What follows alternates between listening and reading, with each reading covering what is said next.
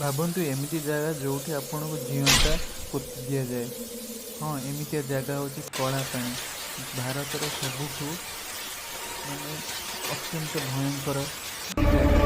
କଳାପାଣି ନିକଟରେ ଥିବା ଯେଉଁ ସବୁଠାରୁ ଖତରନାକ ସ୍ଥାନ ଥିଲା, ସେଇ ଜାଗାକୁ ଯିବା ଦ୍ୱାରା ଜୀବନ ସାରା ମାନେ ଜୀବନ ନଷ୍ଟ, ଆଉ ଜୀବନରେ ବହୁତ କଷ୍ଟରେ ମୃତ୍ୟୁ ସହିତ ସଂଘର୍ଷ କରି ମରିବା ସହିତ ସେଠି ସବୁ କଏଦ ମାନେ ଯେତେମାନଙ୍କୁ ସମସ୍ତଙ୍କୁ ଜେଲ୍ ପଠାଯାଏ, ସେମାନଙ୍କୁ ଦିନସାରା ଚକିରେ ପେଶିକାର କାମ କରାନ୍ତି। ଚାକି କାମ କରି କାମ କରନ୍ତି, ଆଉ ଯେଉଁ ଲୁହାର ଶିକୁଳିରେ ବାନ୍ଧିକି ରଖନ୍ତି, ଆଉ ସବୁବେଳେ ଏଥିରେ ବାନ୍ଧିକି ଚକିରେ ରଖିବା ବହୁତ କଷ୍ଟ ହୋଇଥାଏ। ଆଉ ଯେଉଁମାନେ ବେହୋସ ହେଇକି ପଡ଼ିଯାଆନ୍ତି, ପଡ଼ିଯାଆନ୍ତି ଏଇ ପାଣି ଭିତରେ, ସେଇଠି ଖାଇବା ପିଇବାକୁ ଦିଅନ୍ତିନି। ଆଉ ଯିଏ ବେହୋସ ହେଇ ପଡ଼ିଲା ସିଏ ମରିଗଲା।